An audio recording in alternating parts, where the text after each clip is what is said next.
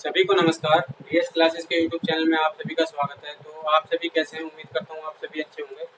तो अभी हम हिस्ट्री के बारे में पढ़ रहे थे और हिस्ट्री के बारे में हम कई सारे टॉपिक्स जो हैं पढ़ चुके हैं। जैसा कि आपको पता है, सिंधु घाटी सभ्यता के बारे में हम पढ़ चुके हैं और उसके बाद जो है वैदिक सभ्यता के बाद उत्तर वैदिक सभ्यता। ठीक है। तो आज हम पढ़ने वाले हैं बौद्ध धर्म के बारे में। बौद्ध धर्म या जिसे बौद्धिज्म भी कहा जाता है।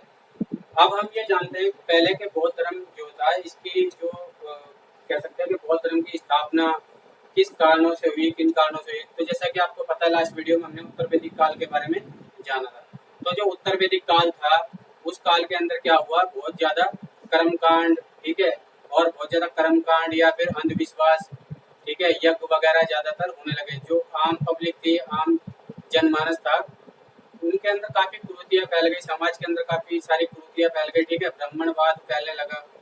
तो कई सारे जो थे अलग अलग तरह की विचारधारा निकल करके आई।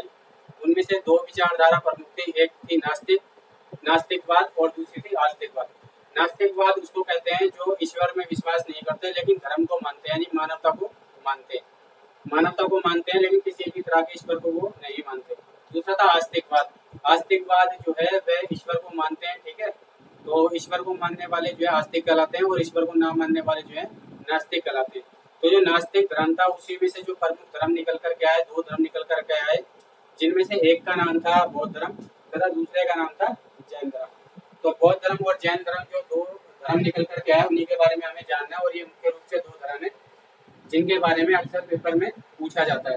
तो आज हम बौद्ध धर्म को स्टार्ट कर रहे हैं। ठीक है, बौद्ध धर्म के बारे में थोड़ा सा मैं आपको एक स्टोरी बताता हूँ बौद्ध धर्म के कैसे क्या क्या हुआ। फिर उसके बाद हम जो पॉइंट्स है, जो इनके फैक्ट हैं, उनको पढ़ेंगे।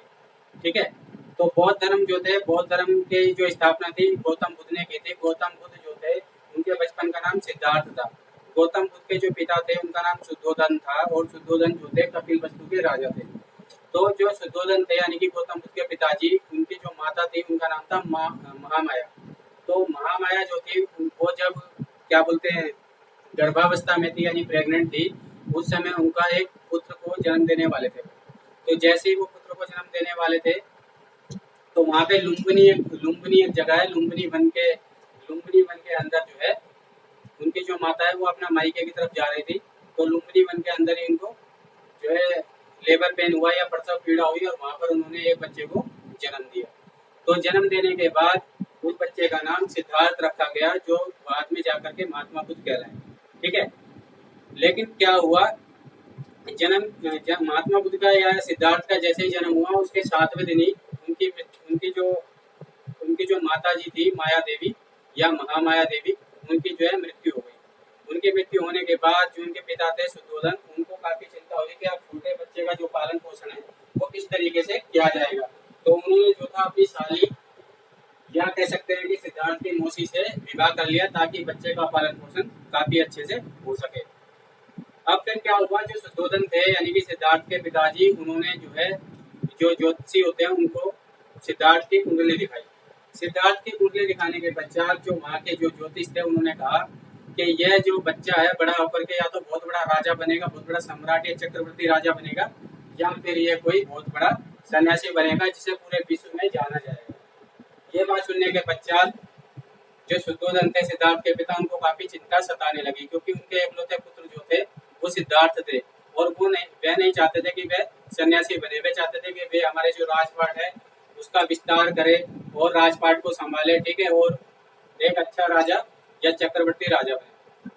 अब इन्हीं सब चीजों को देखते हुए कि भाई वो जो है बड़ा होकर के सन्यासी ना बन जाए, उनके पिता ने क्या करा, 16 वर्ष की कम आयु में ही उनकी जो शादी थी यशोधरा नामक युवती से करा दी। ठीक है, यशोधरा नामक युवती से करा दी। लेकिन वो सोचते थे कि अब ये बंधन में बन जाएगा, पारिवारिक बंधन में बंध जाएगा, जिसके बाद ये सन्यास की तरफ मुंह नहीं करेगा। लेकिन ऐसा हुआ नहीं। शादी के कुछ समय पश्चात ही उनके एक पुत्र हुआ जिसका नाम राहुल रखा गया। ठीक है, तो राहुल उस बच्चे का नाम रखा गया और बुद्ध जो थे अब एक बच्चे के पिता बन चुके थे, यानी कि सिद्धार्थ जो थे एक बच्चे के पिता बन चुके थे। लेकिन उनको हमेशा एकांत में बैठना, अकेले में बैठना, पेड़ पक्षियों को देखना, प्रकृति को देखना, वनों में समय गुजारना, ये ज्यादा अच्छा लगता था। अकेले रहना, शांत रहना, इसलिए उनके पिता ने उनकी कम आयु में शादी करा दी थी। अब क्या हुआ, जब उनको ये चिंता सताती थी कि ये सन्यासी ना बन जाए, तो उनकी सुख सुविधाओं की जो सारी सारी चीजें थी, जो भी वो चाहते थे, उनसे पहले ही उनको सारा राजमहल के अंदर ही रखा गया। उनको सारी सुख सुविधाओं की जो है व्यवस्था की गई, ताकि उनको महल से बाहर जाने की जरूरत ही ना पड़े।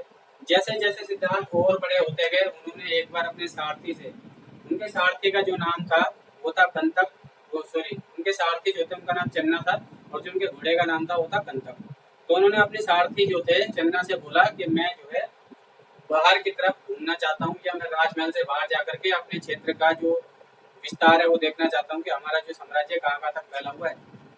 जैसे ही वो बाहर गए, उन्होंने 4 तरह के व्यक्ति देखे, जिसमें उन्होंने एक बीमार व्यक्ति देखा, दूसरा उन्होंने एक बूढ़ा व्यक्ति देखा, तीसरा उन्होंने एक शव को देखा ले जाते हुए, यानी कि जिसकी मृत्यु हो गई थी, कोई एक मृत व्यक्ति को देखा। उसके बाद उन्होंने एक सन्यासी को देखा जो काफी प्रसन्न था, काफी हैप्पी था, ठीक है, वो अपनी धुन में मस्त होकर के चला जा रहा था। तो उन्होंने अपने जो सारथी थे चन्ना, उनसे पूछा कि ये, पहले उन्होंने देखा बीमार व्यक्ति, उन्होंने बोला कि यह क्या है, बीमार क्या मतलब ये क्या है, क्योंकि सिद्धार्थ जो थे उन्होंने कभी दुख बीमारी ये सब चीजें नहीं देखी थी, उनको बड़ी सुख सुविधाओं के अंदर पाला गया था। अब क्या है, जो सारथी जो थे उनको भी ये बात पता थी, जो उनके पिताजी थे उन्होंने बोला था कि उनको दुख के बारे में नहीं बताना, लेकिन फिर भी वो सिद्धार्थ राजा से राजकुमार सिद्धार्थ के कहने पर उनको बताना पड़ा कि यह बीमार है। दूसरे व्यक्ति को बताया यह बूढ़ा है। जीवन के चरण में हर किसी को एक बार लास्ट में बूढ़ा होना पड़ता है, फिर शरीर को त्याग करके मृत्यु को प्राप्त होना पड़ता है, और मृत्यु जो है एक सत्य है। और फिर उन्होंने पूछा ये जो सन्यासी है यह इतना खुश किया है, क्योंकि उन्होंने बोला कि ये जो है मोह माया से निकल चुका है, सांसारिक चीजों को छोड़ चुका है पीछे, अब ये जगह जगह घूमता है, भिक्षा लेकर के खाता है, उसके अलावा अपने ज्ञान का प्रचार प्रसार करता है, और एक दिन ये भी मोक्ष प्राप्त कर लेगा। मोक्ष, तो मोक्ष का नाम सुनते ही महात्मा बुद्ध ने सारथी से पूछा कि मोक्ष क्या होता है। सारथी ने कहा कि यही जो मृत्यु हो जाना जो है ये मोक्ष कहलाता है। इन सब चीजों को देख करके, इन चारों चीजों को देख करके राजकुमार महल में वापस तो आ गए, लेकिन उनका जो मन था वो अंदर से विचलित होने लगा। वह काफी सोचने लगे कि क्या मेरा भी ऐसा ही हाल होगा, क्या जीवन में सभी के साथ ऐसा होता है, अगर सभी के साथ होता है ऐसा, तो फिर ये राजकुमार या राजा होने का फायदा क्या है। इन सब चीजों को देखते हुए रात्रि में जब सभी सो रहे थे, उनकी पत्नी, उनका बच्चा राहुल, और उनके पिताजी वगैरह सब कुछ, और उनकी जो मौसी थी प्रजापति गौतमी, वो सब सो रहे थे। तो वो रात में एक दिन 29 वर्ष की आयु में गृह त्याग कर देते हैं। 29 वर्ष की आयु में वो जो है घर छोड़ करके चले जाते हैं। उसके बाद वो इधर उधर भटकते रहते हैं। उनको एक पहला गुरु मिलता है, जो जिस गुरु का नाम होता है अलार कलाम। अलार कलाम से वो जो है अपना सांख्य दर्शन की शिक्षा लेते हैं, शून्यवाद की शिक्षा लेते हैं। उसके बाद भी उनको जो है ज्ञान की प्राप्ति है, कह सकते हैं अंदर से संतुष्टि प्राप्त नहीं होती, और फिर वो आगे बढ़ जाते हैं। अलार कलाम जो है उनको वैशाली के अंदर मिलते हैं। उसके बाद वो जाते हैं, दूसरे उनको जो है गुरु मिलते हैं, उनका नाम होता है, क्या बोलते हैं, उनका जो दूसरा नाम होता है रुद्र कलाम पुत्र, ठीक है, उनका नाम होता है रुद्र कलाम पुत्र। ये उनके दूसरे क्या बोलते हैं गुरु होते हैं, और ये इनको राजगीर में मिलते हैं। इनसे ये योग वगैरह की शिक्षा लेते हैं, लेकिन इसके पश्चात भी जो है इनको अंदर से संतुष्टि नहीं मिलती। फिर 6 वर्ष की कठोर तपस्या के बाद, यानी अन्न और जल व त्याग करके घूमते रहते हैं, भटकते रहते हैं, और अंततः जाकर के बिहार के गया नामक जगह पर एक पीपल के पेड़ के नीचे निर्जना नदी के किनारे इनको ज्ञान की प्राप्ति होती है, ठीक है। और ज्ञान प्राप्त होने के बाद इनको बुद्धत्व प्राप्त हो जाता है, और ये महात्मा बुद्ध कहलाते हैं, ठीक है। और वो जो जगह है, जिस जगह पर इनको ज्ञान प्राप्त होता है, वह जगह गया से बोध गया कहलाती है, ठीक है। तो ये थी कहानी इनकी, महात्मा बुद्ध की किन परिस्थितियों में बुद्ध धर्म का जो है जन्म हुआ, क्या परिस्थितियां रही। ये जो काल था ना, इसको आप धार्मिक आंदोलन भी कह सकते हैं कि 6वीं शताब्दी के धार्मिक आंदोलन, ठीक है। तो ये महात्मा बुद्ध के बारे में हमने थोड़ा इनके आरंभिक जीवन के बारे में जानकारी ली। अभी जो अलग अलग परीक्षाएं होती हैं, जो एग्जामिनेशन होते हैं, उसके अंदर जो पॉइंट्स पूछे जाते हैं, उनको लेकर के हम डिस्कस करते हैं कि क्या क्या चीजें हम बताते हैं। उसके बाद एक चीज और मैं आपको बता देता हूँ, इनका जन्म 563 ईस्वी पूर्व में, यानी कि 563 ईसा बीसी के अंदर कपिल वस्तु में हुआ था, ठीक है, लुम्बिनी नामक जगह में, जो नेपाल के अंदर पड़ता है। और इनकी जो मृत्यु है वो 80 साल की उम्र में, ठीक है, हुई थी। जो इनकी वो हुई थी कुशीनगर के अंदर। मल्ल जो इनसे पहले हमने जो महाजनपद पढ़े थे, उसमें जो मल्ल जनपद था, वहाँ पे मल्ल जो व्यक्ति थे वो रहते थे, उनका वहाँ पे निवास स्थान था। वहाँ पे एक व्यक्ति था, चुंद नामक व्यक्ति था। उन्होंने इनको खाने पर बुलाया, यानी कि भोजन ग्रहण करने के लिए बुलाया, और भोजन भोजन में पता नहीं क्या था या क्या नहीं था, उनके भोजन को ग्रहण करने के पश्चात महात्मा बुद्ध जो है उनकी मृत्यु हो गई। तो उनकी जो मृत्यु है उनको जो कहा जाता है, उसको कहा जाता है महापरिनिर्वाण। ठीक है। और जब इन्होंने घर त्याग किया था, यानी कि घर छोड़ा था 29 वर्ष की आयु में, उसको कहा जाता है महावीर निष्कर्मण। और जो दूसरा जो क्या बोलते हैं, जो इन्होंने पहला उपदेश दिया था वो दिया था सारनाथ के अंदर। तो सारनाथ में जो पहला उपदेश दिया था उसको कहा जाता है धर्म चक्र प्रवर्तन। आप इसको इस तरीके से याद कर सकते हैं, जैसे लुगो साकू, इसकी एक ट्रिक कह सकते हो आप, लुगो साकू यानी जन्म लुम्बिनी में, वो से बोध गया, बोध गया में ज्ञान प्राप्त, सा से सारनाथ, सारनाथ में पहला उपदेश दिया जिसे कहा जाता है धर्म चक्र परिवर्तन। ऊ से आता है कुशीनगर, कुशीनगर में इन्हों का देहांत या मृत्यु हो गई जिसे कहा जाता है महापरिनिर्वाण। ठीक है। इस तरीके से महात्मा बुद्ध के जीवन के बारे में हमने जाना और इसके जो इम्पोर्टेंट पॉइंट है उनको आज हम डिस्कस करते हैं। तो सबसे पहले हम बात करते हैं बौद्ध धर्म की। बौद्ध धर्म जैसे कि बताया, इनके जो संस्थापक थे वो थे गौतम बुद्ध। ठीक है। एशिया का ज्योतिर्पुरुष, इनको लाइट ऑफ एशिया भी कहा जाता है। इनका जन्म हुआ था 563 ईसा पूर्व, यानी कि 563 बाय 63 बीसी के अंदर, यानी कि बिफोर क्राइस्ट। जो इनका जन्म है वो लुम्बिनी के अंदर हुआ था। लुम्बिनी, लुम्बिनी जो है कपिलवस्तु में, कपिलवस्तु का है नेपाल के अंदर। ठीक है। मृत्यु की बात करें तो इनकी मृत्यु हुई 483 बीसी के अंदर, 80 वर्ष की आयु में, कुशीनगर के अंदर। कुशीनगर का है आपका यूपी के अंदर। इनके बचपन के नाम की बात करें तो इनके बचपन का नाम सिद्धार्थ था। अगर इनके वंश की बात करें कि किस वंश या कुल से संबंधित है, तो इनका जो वंश था वो शाक्य वंश था, जो क्षत्रिय लोग होते हैं उस वंश के अंदर। ठीक है। अगर इनके पिता की बात करें तो इनके पिता का नाम सुद्धोधन था, जो कपिलवस्तु के राजा थे। माता की अगर बात करें तो इनकी माता का नाम महामाया देवी था, जो कोलिया वंश से संबंधित थी। इनके पालन पोषण किसने किया? इनका पालन पोषण किया प्रजापति गौतमी ने, जो इनकी मौसी थी, जो कि इनकी माता की जो मृत्यु थी वो इनके जन्म के 7वें दिन बाद हो गई थी। विवाह इनका जो हुआ, इनका विवाह हुआ यशोधरा नामक युवती से 16 वर्ष की आयु में। 16 वर्ष की आयु जो है सिद्धार्थ की है महात्मा को। इनके पुत्र का नाम क्या था? कई बार एग्जाम्स में पूछा था। इनके पुत्र का नाम राहुल था। गृह त्याग, इन्होंने गृह त्याग 29 वर्ष की आयु में गृह त्याग कर दिया, जिन्हें क्या कहा जाता है, जिसे बौद्ध धर्म के अंदर महावीर निष्कर्मण कहा जाता है। ये भी कई बार एग्जाम्स के अंदर पूछा गया। 4 सत्य इन्होंने क्या क्या देखे?